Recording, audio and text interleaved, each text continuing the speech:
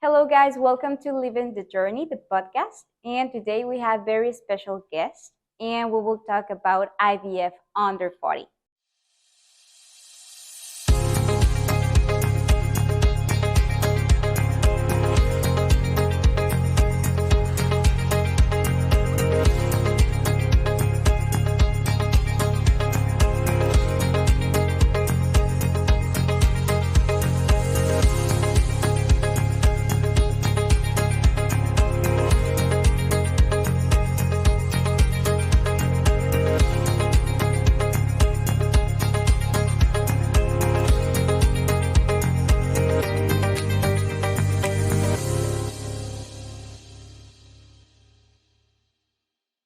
If you see our last episode, or if you heard it, we talk about IVF and egg donation. And we had some guests as the cryobank guys, doctors, and Carla, which is the IVF laboratory director. Today, we will talk about IVF under 40. You don't imagine, guys, but there are a lot of patients out there looking for having an IVF that are under this age, under 40. There are many reasons why they are looking for this. Maybe gender selection, maybe any other affection that is causing infertility. And you will see what options we have for them and how they can start this process.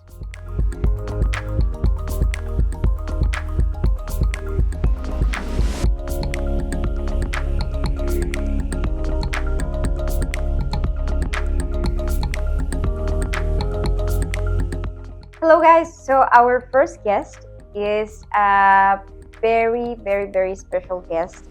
She was talking about in the last episode about IVF and egg donation. She gave us a little intro of what needs to be done before IVF with egg donation and what a woman needs for doing this treatment.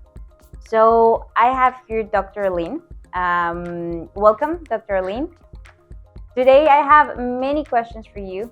I know that it is impossible to answer all of these questions at once, but we will start with some and then we will hear what you have to say about all of this. Thank you so much for inviting me. It's a pleasure to be here sharing with you all this information. Okay, Dr. Aline, so we were mentioning in the last episode the indications for egg donation. I guess that it is kind of different, both procedures, both indications. What are the medical indications for IVF under 40? Well, there are three main factors to spontaneously pregnancy occur. So I would say that the most important thing is that the woman have the ovulation every month, a good quality in the sample sperm, and the patency of tubes. So if any of those factors are severely affected, it is an indication to make an IVF. So I could say that some examples would be occlusion of the tubes, a bad quality in the sample sperm, for example, alteration in the motility, in the shape, or in the concentration of the sample, endometriosis, some previous treatment, for example, IUI without success. That would be the indications. Are there any difference between patients over 40 and patients under 40? I think that the main difference is the ovarian reserve, because patients over 40 normally have a decreased ovarian reserve.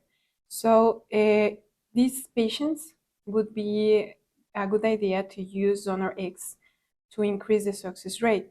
But other things, for example, the factor with tubes or uterus, endometriosis, male factor, there are not so many changes, only that, and it's very important that we know that. Can you explain the difference between ovarian failure and implantation failure? Yes, both of them are different because the ovulation or the ovarian failure, it's in ovary. So ovary, it's the tissue that produces eggs every month. So the other one, the failure of the endometrium, it's inside the uterus. The endometrium, it's the tissue that every month have the menstruation in woman. So they are very different. I think that for failure in ovulation, we can say that is the poor ovarian reserve or the absence of eggs in both ovaries or one of any, associated, for example, to diseases like immune factors, surgeries, infection. So it's the absence or the poor quality and quantity of eggs in ovaries. And regarding to the failure of implantation, it's the lack of endometrial receptivity to accept a pregnancy. So in this case, woman can go ahead with a pregnancy ongoing with the embryo transfer, and we have another like kind of treatment for them. For example, a surrogate mom would be a good idea, or PRP that we actually do here in LIV Fertility. So different tissues, different causes and treatments. Speaking about endometriosis, can you tell us a little bit about the stages of it and how endometriosis affect fertility? Endometriosis is a chronic, progressive, and inflammatory disease that secretes a lot of molecules in the tissues that are involved. For example, it can affect ovaries, can affect tubes, the patency, can affect the endometrium. So there are so many classifications. The more and most known, it's the one of the American Association of Fertility that classifies this disease in grades and according to the severity. For example, could be from 1 to 4 or from mild to severe. And the most current and that personally I like most is NCM classification, because this classification tells us more specific information about the disease. For example, the specific tissue affected and the deeper the inflammation in each tissue. So for example, the symptoms for this disease could be infertility, of course, and in teenagers, very painful and heavy menstruation. That would be like the most important symptoms. And regarding to infertility, we can find this inflammation in the tissue that is involved in fertility. For example, in ovaries, we can find a decreased quantity and quality of eggs. If it's affecting the tubes, we can find obstruction on the tubes, and also we can find this inflammation in the endometrium called adenomyosis. For that, the IVF is a very good option, but we need to evaluate, of course, very well and a specific case because it's different in each woman. And we cannot leave male factor behind. What would you say that are the most common causes of infertility in men? There are many causes of infertility in male. We are always guided by the sample sperm and the results. So in this, we can evaluate the motility, the concentration, the volume, and the shape of the sperm. If any of those is affected, we can study the other causes. So the causes could be metabolical, hormonal, genetical, or even with a previous surgery. Well, some examples could be testicular failure, varicocele, fibrosis, cystic fibrosis, and hormonal and metabolic disease. What are the most common chromosomal abnormalities that affect fertility? Most cases, when we have abnormality or chromosomal abnormality, probably these embryos won't be implanted. And if they do, probably we will have problems in the first trimester or in the early pregnancy, like miscarriage. But well, there are some cases that ended until the birth. But if we have that case, probably we have like babies that are not compatible with life. We have another cases, for example, Down syndrome, Turner syndrome, there are, but we need to be careful after the birth and the childhood. How can chromosomal abnormalities affect fertility? Chromosomal abnormalities are involved in a correct function and a proper formation of the tissue that is involved in the reproductive function. For example, the ovaries, the testes, the endocrine axis. So I would say that any alteration or any abnormality in the chromosomes that affect this function or enzymes would be a problem. For example, could be Turner syndrome, Sawyer syndrome, insensitivity to androgens, also the deficiency of enzymes that are involved in the production of sexual hormones. For example, could be 21 beta hydroxylase or 70 alpha hydroxylase. In which cases an IVF it is not recommendable, and why? And what options does these patients have? I would say that in any case that contradicts the pregnancy, for example, could be cancer, hair failure, lupus, arthritis, or rheumatoid arthritis. So a good idea or an option that we have for those patients would be a surrogate uterus. Dr. Aline, thank you for being here once more. We will have many talks like this in the future. And I will have you here as a guest to speak about other topics. Thank you so much for inviting me, and it was very nice to share information with you.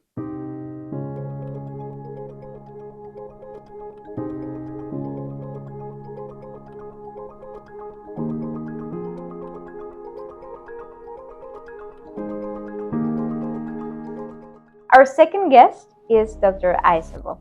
Dr. Isabel has been here at the clinic for some years now, and she's very happy to join us today. And she also has so many information to share today. What would you say, doctor, that are the most common emotional challenges in patients doing an IVF? Infertility, recurrent miscarriages, and everything involved in treatment of infertility issues cause a lot of stress, fear, hopelessness, anxiety, frustration, etc. This is why medical team needs to be more careful with this kind of patients. Some patient needs more calls, more appointments, more follow-ups, and in severe cases, psychological help in order to have better results. I know, doctor, that IVF is not only for patients who has a partner, but the ones that they do, the ones that they have a partner and they come as a couple to perform IVF. What are the ways that they show support to each other? The intense emotion can affect the relationship. To be a support during the IVF treatment help us in a positive way. The most important for be a support is maintain a love of communication, reaffirm your love for each other, and the most important, fertility treatment can be a challenge, but it can be an opportunity to grow together and grow in love, respect for each other needs. And you, doctor, what would you say is the most important things to keep in mind when supporting a patient? The most important is know the case of the patients. Not all patients are the same. It's not the same, for example, IVF treatment with own eggs, egg donor or sperm donor. Sometimes the patient have a different idea, and when we clarify all questions, we have different scenarios, we have different ways for achieve the pregnancy. So we always advise to our patients, share with us all questions. Other important point is have networks. So friends, family, or friends who went through the similar process, because they help us to reduce the stress, improve the mood, and well, we have better results. We know, unfortunately, that not all of the IVFs are successful, or at least not in the first attempt. How do you deal as a doctor with this outcome? Of course, the goal is the same, positive beta and a baby healthy at home. However, when we have a negative results, we go back to the case. We review everything, the protocols, the medicine. We can try to review what we improve the next time, what other exams we can request for try to have better results. Of course, I am a human, so sometimes I am very happy, other times I am very sad. However, I need to be supportive for my patients, and I always try to be positive, positive vibes, positive mind, and we can try always. Thank you, Dr. Isabel. And I have one more question. We are a clinic that keeps receiving every year patients from abroad, patients from the US, patients from Canada, from England, and from other parts of the world. What are the most important things that a patient should have to keep in mind before choosing an IVF clinic abroad? I know there are a lot of clinics outside. However, the most important things are successful rates of an IVF treatments, facilities, prices, the doctors, individualized treatment. No all the couples are similar. No all protocols are the same medications. Every couple is special. The doctors needs to be honest, respectful, and experts. IVF doctors with gynecologists and subspecialists in fertility treatments. If you are looking at clinic with all these points, LIV Fertility Center is a good option for you. Thank you, Dr. Isabel. It was a pleasure having you here. And be sure that you will be a guest in our next episode. Thank you. Thank you. See you soon.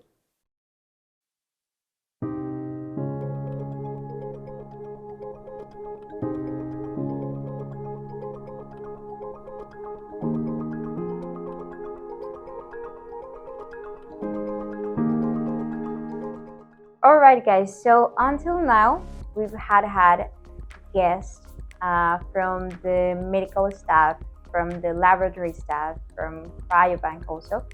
But now it is time to introduce a very important part of the process. It seems that it is backstage, but actually is always in the spotlight. So we have now Carlos Llerena at our podcast. And hi, Carlos, how are you doing? Hi, Andrea. Thank you for having me here. What is your role, Carlos, at LIV Fertility Center?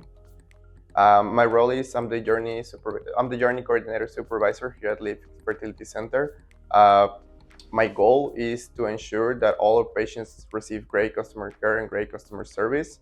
I believe that the most important aspect of what we do as a clinic is the experience we provide to our customer.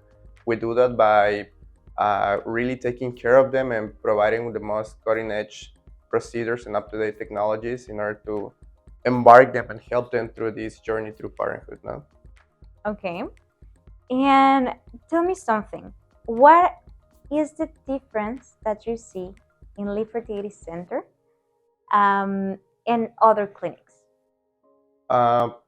In my experience, I think is the type of service we're providing here. Normally, we deal with patients who have experienced other clinics, and one of the best things we hear all the time is the way we really take care of them, the way the attention is personalized, the way they feel they are with somebody through the whole journey since the beginning till the end. That involves the doctors, the journey coordinators, the medical staff, and the nursing department. And having that relationship built throughout the time while they go through their journey is, I think, the main reason why LIV has such a great reputation. And you work with a team, correct? How many people you handle?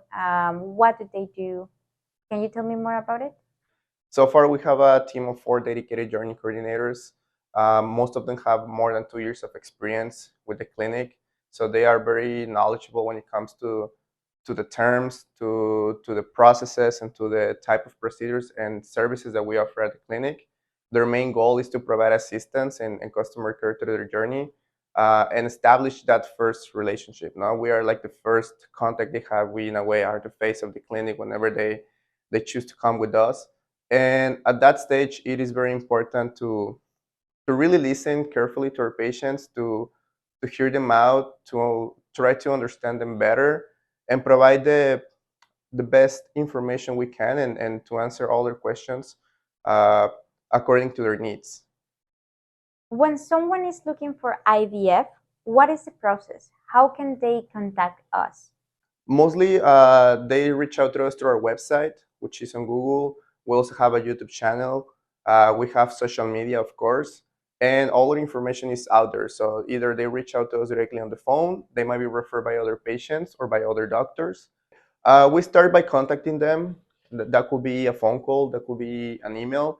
Different patients have different schedules and different uh, things going on in their daily lives. So the first thing is reaching out to them. Once we do, we address what they're asking for. Some of them come and ask directly for just information. Some of them come to do directly an IVF. Some of them are patients we already had who tried it before, and they want to do other cycle with us. So we start to qualify them and providing them the right information. Uh, we explain them the benefits, the services, and everything that the clinic involves. And if they choose to learn more about it, we move on by scheduling a video call. That video call for a new patient is the best opportunity for us to actually build that relationship, to explain the benefits in detail, to explain the packages in detail, and also to answer any other possible questions they might have. If they decide to keep going on the journey with us, the next step will be scheduling an appointment with our medical department. That appointment is done with the patient intake department. During that medical appointment, one of our doctors evaluates their case. They check all the medical questionnaires. They see all their information and even lab studies sometimes. And in a way, they determine that the treatment they want to pursue is the best option for them at the moment. If they approve the case, or once the case is approved, then we start the whole medical coordination. Can you share the most common questions that patients have during this process? They ask about our success rates. They ask about the age. One of the things that I think makes LIV a very successful clinic is that we are specialized in addressing particular cases that most of the clinics among the United States and Canada will not even take. That's one of them. We deal with people over the age of 40, and normally we have a very high success rate with them. Also, they ask about the procedure itself and what the package involves. Most of the time, the main challenge is the cost, because in other places of the world, or even in Mexico, they charge everything separately.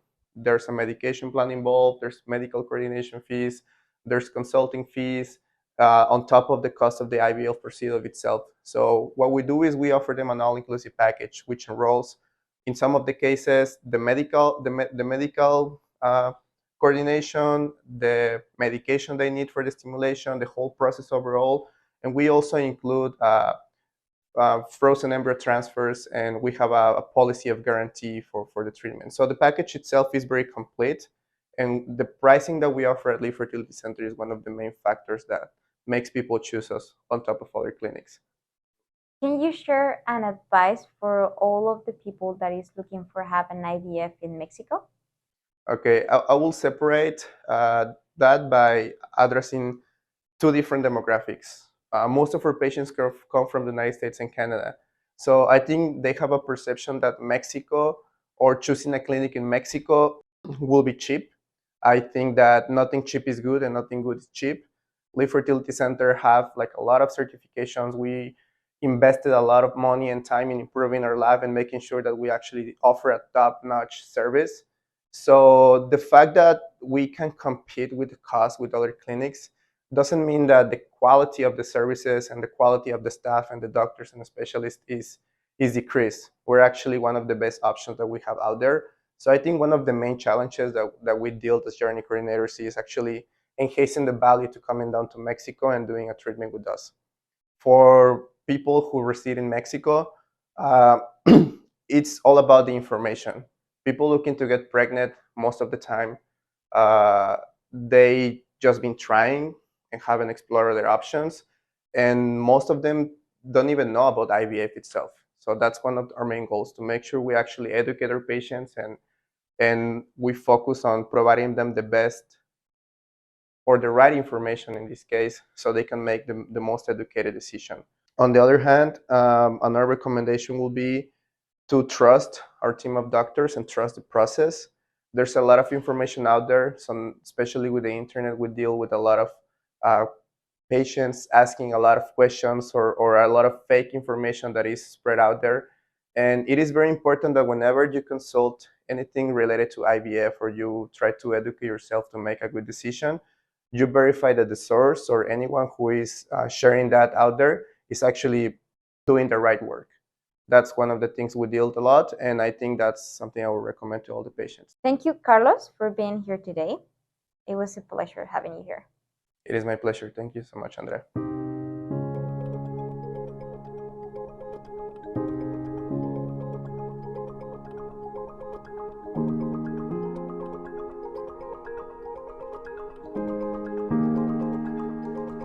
All right, and now we have another special guest that I work hand by hand, and I have her in my office every day. She's very good with customer service. She's very good, and she cares about what the patient needs and how the patient feel through all their treatment. Her name is Vanessa, and Vanessa, thank you for being here today. Thank you. What is your role, Vanessa, at LIV Fertility Center? Can you tell me about it? Well, I'm a coordinator. I help the patients to coordinate their visit. I send them prescriptions. I ask them a few questions that they might have for the doctor. How do you approach the patient once they are a confirmed patient? Well, after Dr. Medina has their first phone call with the patient, she asked them if they had performed some surgeries, and in the past years, she also asked for all their medical history and some basic questions. She also gave them recommendations to make the treatment more successful. She passes the patient to us, to one of the coordinators, and then we send them a welcome email, telling them, well, introducing ourselves, telling them that we would like to have a call with them. And once we have the call, I ask them when they want to come. I confirm what kind of treatment they are doing. I ask them a couple of questions just to help them coordinate their visit. We are doing a long distance treatment. What are the options for patients?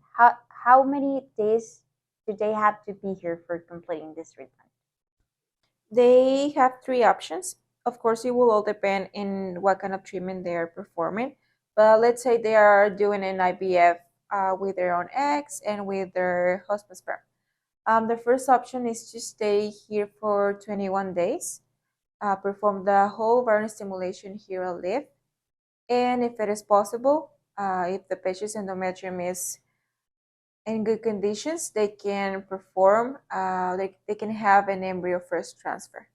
The second option is to start the ovarian stimulation at home.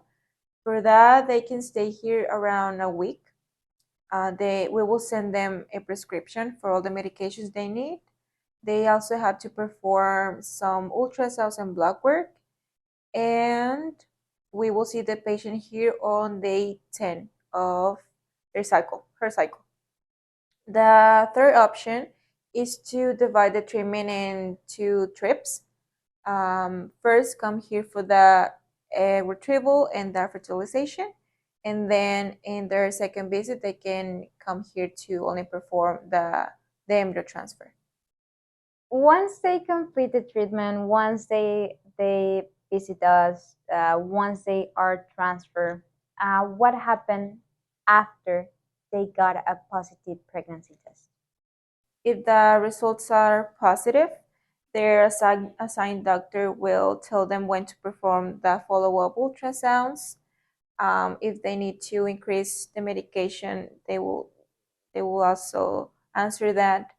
And after that, after the ultrasounds, if everything is okay, if everything is going good, they will send them like when to decrease the medications.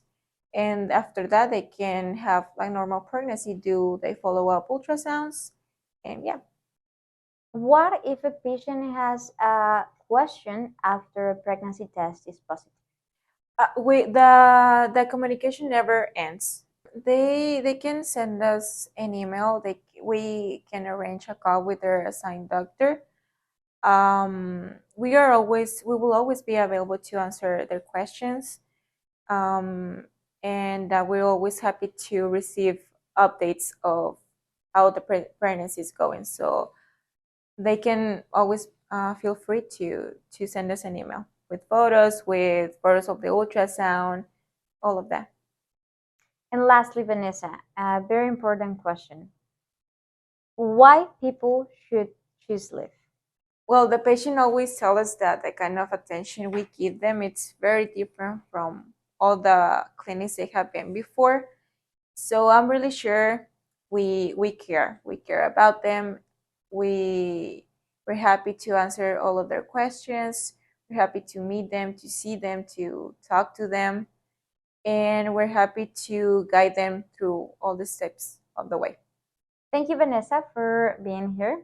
You do an amazing job with your patients, and we will see you soon. Thank you. Thank you for inviting me.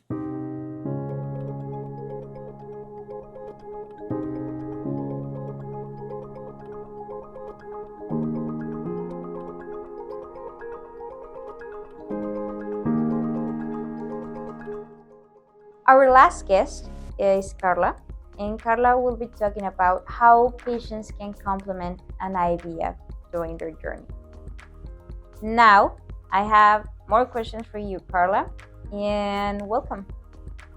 Thank you, Andrea. I'm very happy to be invited again and be here. What can you tell us about IVF under 40? Actually, I'm very excited with the subject of this episode because there are many people on their 20s, on their 30s that are struggling to conceive naturally. Maybe they are already considering to have an IVF. And it's important to learn more about the process, and who better than an embryologist to try to explain you a little bit more about it, because we are the first babysitter of your future babies. What can be said about IVF under 40 from the laboratory approach? The laboratory plays a vital role in the IVF. Okay, the IVF is a very complex and delicate process, and overall, the laboratory team is responsible of all the steps involved during this procedure, since we do the egg retrieval to the frozen embryo transfer or fresh embryo transfer. At the end, the goal is to create healthy babies that can be transferred to the patient and leading to a pregnancy. At LIV Fertility Center, we have a staff that had the highest training, and we use the best technology and the most advanced and specialized equipment that give us the opportunity to treat the sperm, the eggs, the embryos with care and give the patient the best possible care. Actually, it's very important that our patient knows that we are working all the time closely with the physician. All the cycle, the IVF cycle, we are in communication continuously. What are the key factors that the team in the laboratory consider while doing an IVF? I think that we can mention 5 factors that are very important in the success rate. First of all is the equality. At laboratory, the embryologists are going to evaluate the eggs after we obtain them and select the best of them for the fertilization. The second one is the sperm quality. Again, we are going to evaluate the sample, and we are going to select the best technique for the patient to maximize the potential of the semen in order to fertilize. Okay. The other one that is very important is the fertilization itself. We need to take into account the quality of the eggs, the quality of the sperm, and with our expertise, we can select the best technique for fertilization of these eggs. We want to have the next day the many embryos that we can have. So that's the idea. Other one is embryo development. Once that we have created the embryos, we need to culture in vitro, monitor them, and select the embryos that has the highest grade for transfer. And the last one, and is very important factor is the embryo transfer. We are going to take the embryos and carefully place into the uterus for a later pregnancy test. Once we do an egg retrieval in patients and once you do the fertilization, I know patients have many questions. What are the most common questions that these patients have during this process, during the IVF until the transfer? Yes, actually, your patient have many questions when the cycle starts. Some of them that come to my mind is that how many eggs were retrieved? How many eggs are mature or fertilized? How was the sperm sample? It was the sperm sample enough? What is the grade or how you grade the embryos?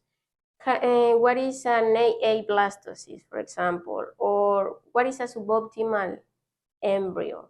Can I do gender selection? Can I select the gender of my embryos? Do I have to transfer one, or how many embryos do I have to transfer? What happens if I don't have a fresh embryo transfer? What happens with the viable embryos? What is the embryo freezing? It is risky. What is genetic test? Should I have to do it? I mean, I can go on and on.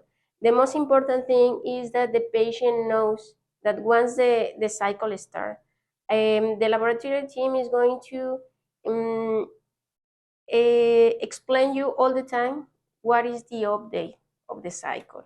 And it's extremely important that our patient feel comfortable asking all the questions, no matter how big or small. We are able all the time to give you that explanation so they can be good with it. I believe that it's also important to know that the IVF cycle is a natural selection. I understand if I put the shoes of our patient that we think about mathematics. If we start with 10 eggs, most of the patients are waiting to have 10 embryos, 10 good quality embryos. We wish, and sometimes happen, but it's not the normal thing. The normal and average is that we start with a number of eggs, but not all the eggs are going to be mature with the potential to becoming embryos. And those eggs, not all of them are going to be embryos, and not all the embryos are going to be a good quality embryos at the end of the process. And this is completely normal. And actually, if you start with 10 eggs and end with 3 good quality blastocysts, for example, is a good result. So our laboratory team is going to give you all this information and to try to explain you how this happened so you can be rest about it. Currently, what is the rate success of patients under 40 for an IVF? That's very important. Thank you, Andrea, for asking this. According to our latest LIV Fertility Center statistic, which is 2021 and 2022, patients on their 35 or less years, the pregnancy rate is around 70%, okay? With patient 36 to 39, the pregnancy rate is around 65, okay? And in addition, we can talk about the live birth rate, which is 42.1, 42.2 approximately at LIV Fertility. This means that nearly the half of our patients that perform an IVF are going to have a live birth. Carla, is there any way to increase success rate? Yes, this is a very good question. Yes, it is possible. There are optional treatments that can be do it along with the standard IVF. Okay, we call IVF add-ons, and the most common techniques are, for example, microfluidics, also known as CMOD. This technique selects the sperm, the best sperm, and it can be used in certain patients with a male cause as infertility. And we improve the fertilization rate, and we improve that way the embryo quality. Another one is the PIXI, physiological intracytoplasmatic sperm injection.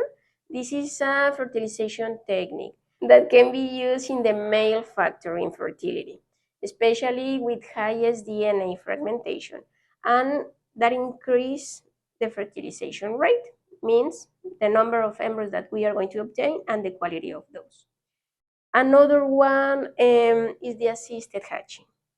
The embryo has an envelope that is called pellucid zone. So we are going to do a small hole in the envelope and help the embryo to start going out of the shell.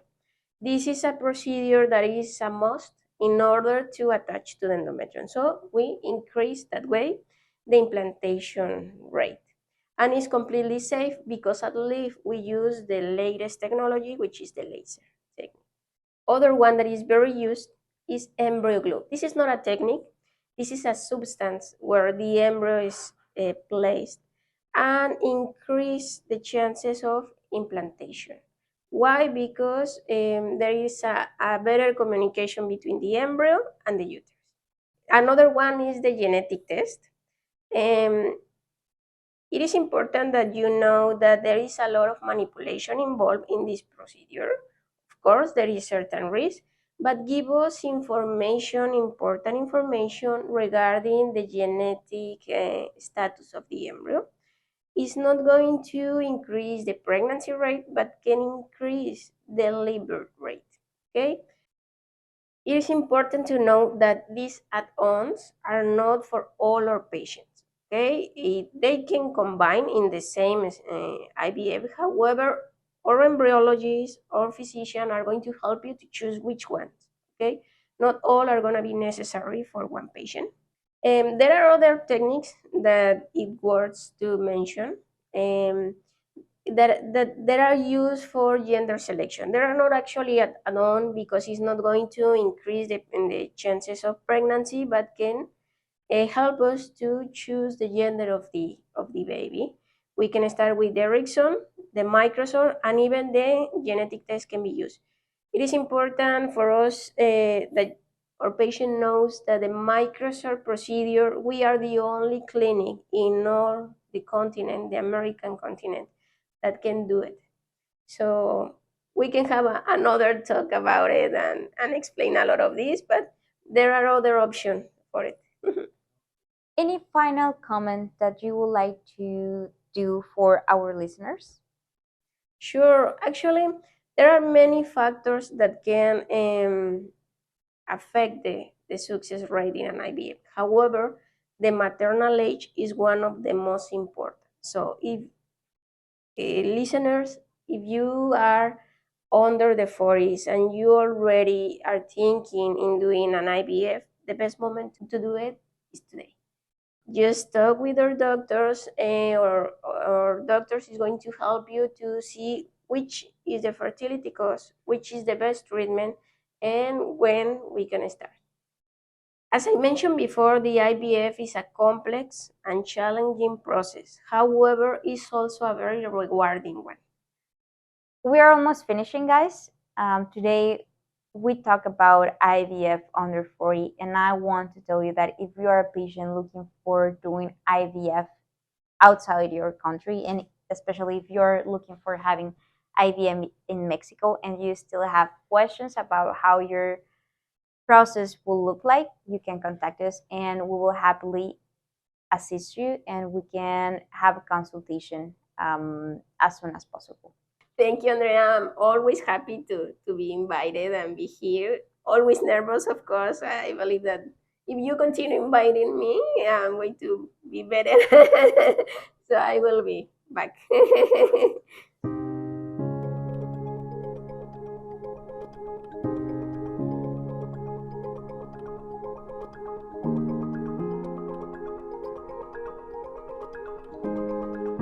And lastly, we would like to share with you a video testimonial from a couple coming from Texas.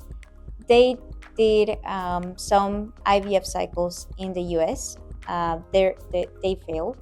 And now we have here this couple in the path of having a second baby. In the following video, you will see their story and the emotional challenges that they face during this journey.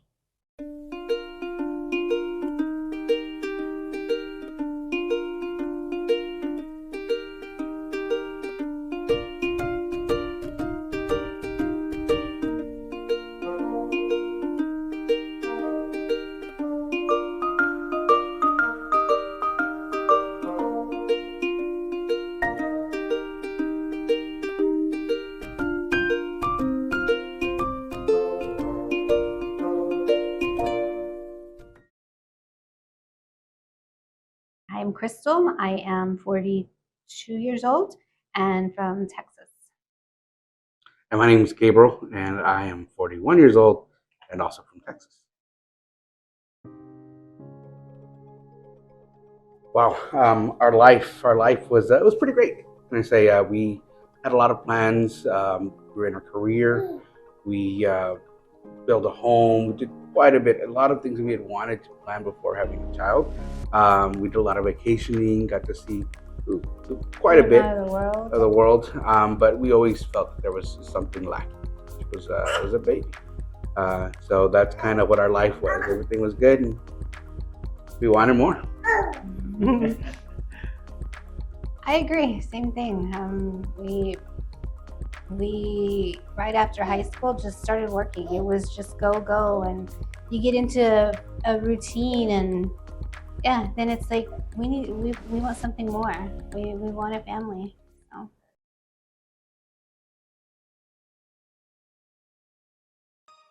So one of my patients told me about a friend coming to Mexico for fertility treatment, which I had never thought about coming to Mexico for that.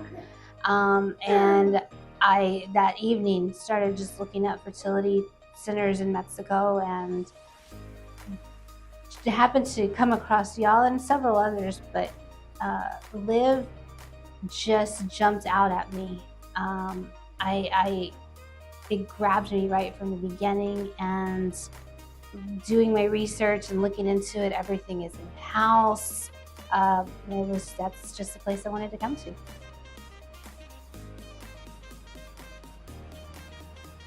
Never. No. Kind of always when I heard about it. Yes. We're like, you know what? It's a bonus. Puerto Vallarta, we hear it's beautiful, culture's great. Why not?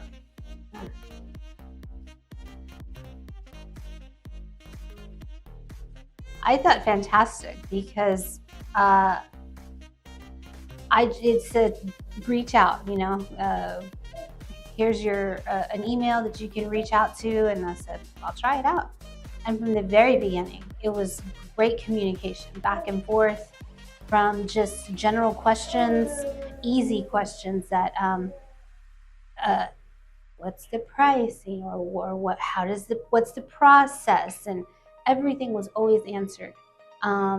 And so from the very beginning, wonderful, even to now. We have results, and here we are again, hopefully for number 2, 3, whatever God brings us. Pretty much. And it's been a great experience for me and Mom. I like to say, treat you like family, just because you have questions, they're going to answer them from, as we mentioned, what's the price or whatever, or what's a good place to eat. Just recommendations. Everyone was just real kind, just giving us encouragement and just advice, they say. So it was very warm welcoming to have something like that, especially when you're coming in from with the unknowns, they say, and it's just nice to have that comfort though. Yeah, actually, even at the beginning, they even gave us places to stay, recommendations for lodging, because you come here and you know you're gonna spend some time here. So yeah, they even gave us recommendations for lodging.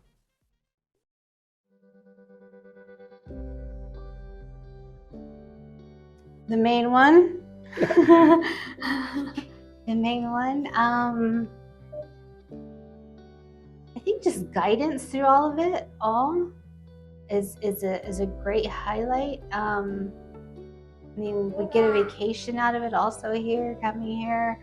You, it actually works. For me, going through all of the treatments here, they actually take the time to with mom to do those extra tests, do those extra ultrasounds, check on the levels. And for me, I needed all of that. I needed those extra boosts that I never received before in all my 6 prior treatments before coming here. So it's definitely, the highlight is that they take the time. I really do. I think also too, it feels that in a situation like this, you want to make sure that you're comfortable and that you're more relaxed. You're going into the thought process like you don't want to stress over things, and just having all the information at hand, whether it's through staff, through emails, whatever, having a beautiful place to kind of sit back and relax just helps. It helps. It does. With the process, they say. So highlight is kind of getting away from the busy hustle and bustle of your normal life, and being able to just kind of relax and take it all in and enjoy the culture here in Mexico. The beautiful people out here, just warm and welcoming, as they say. So to me, that was the big highlight. And of course, Ben here is the main highlight. But ideally, it's been an awesome experience.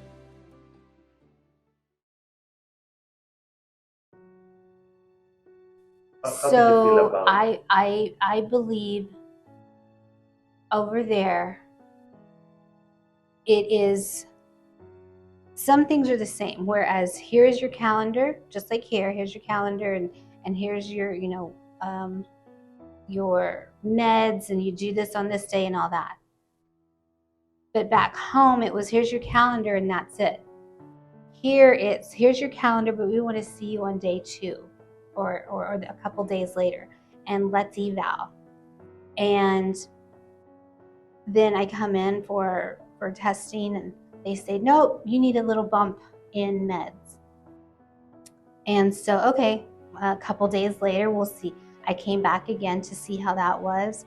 And now I still needed an extra little bump. So here it was definitely more, how do I say, not hands-on, but just more monitoring, where back home, no, it wasn't any of that. You were given one level of med, and that was it. And every time it was like that for me, with 3 different doctors, and none of that worked. Where here, there was more of the exclusivity, I think, yes, what you're trying to say. yes. Just that one-on-one with them. We felt like we were guided through every single step, and like she mentioned, going through what happens in the States, it's just that you're just a person. You're not a family, and I think that's what makes it a lot different. Yeah, anything, another patient. And here it's not, you don't get that feeling at all. I think for couples that are like, that are going through things like this, we went through 6 different, what they call the IUIs, and it was devastating. From the first one to the last one, it's all the same, the same emotion, roller coaster. Having to feel that excitement, but then it's that complete letdown of like, oh, it didn't happen again. And sometimes you kind of lose faith at times, but I think for us, we went through this journey, and it also brought us closer to our faith.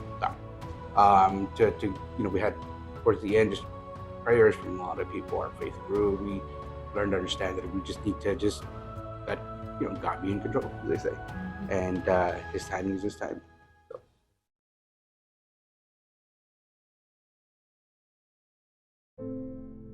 Do we go through this heartache again? Because I mean, we've heard stories where people have gone through treatments, doesn't work.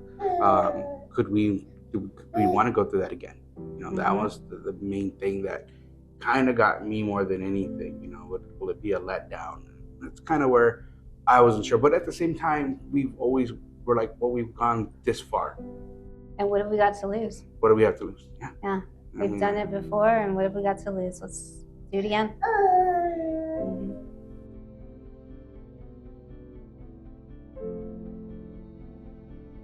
I think when we first said, let's do it,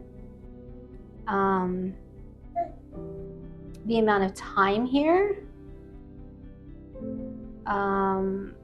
luckily, I have a great staff at work. Don't worry about it. We've got it. So time away from everything that you're leaving behind was a concern. And then I had to just kind of learn to focus on this and relax. Like my husband said, that just look at where you're at. Try to relax, take in some of the culture, relax, try to make it a vacation also, but also with a purpose. So for me, it was my biggest was trying, I think, to just not concentrate on everything that I'm used to back at home.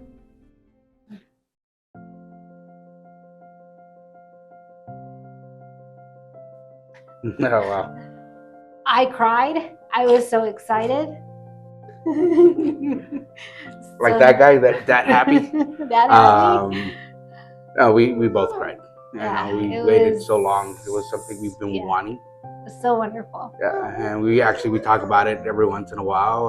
We'll remember that day, just reminiscing, as they say. It was a relief, but also at the same time, I was like, oh man. Yeah. A little scary because what's next? Yes. What's next? But I mean, it was. But more happy, just beyond happy. And I think us being able to tell our parents about that we were gonna. They were gonna be grandparents. Yeah, grandparents. That's what they'd been wanting for a while, and it was just so many emotions.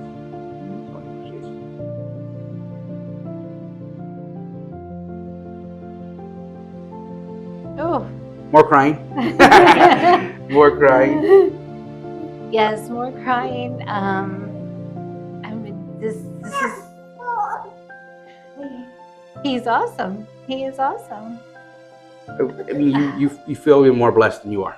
Yes. So we're strong in faith, and we just give thanks to God that He gave us a miracle, and it's really blessed. Extremely. We had a lot of prayers. We had a lot of encouragement, and to finally, let's just say, you get to the finish line, which is technically still the starting line. It's amazing. Like it was the most beautiful thing in the world.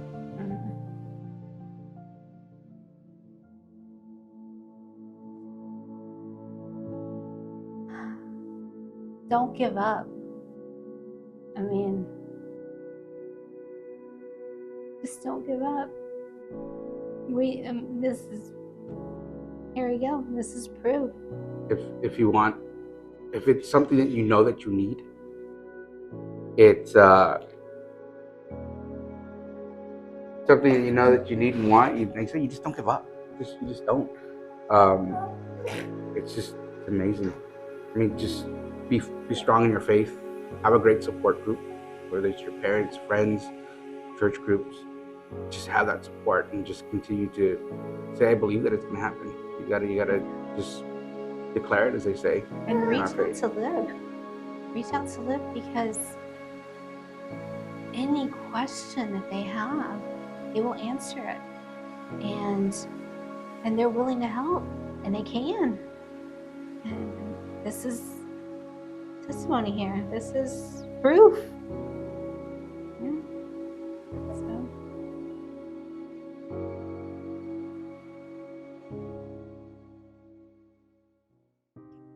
This was Dr. Medina. It was a pleasure to have you here. Thank you for listening to us, and we will see you very soon in the next episode.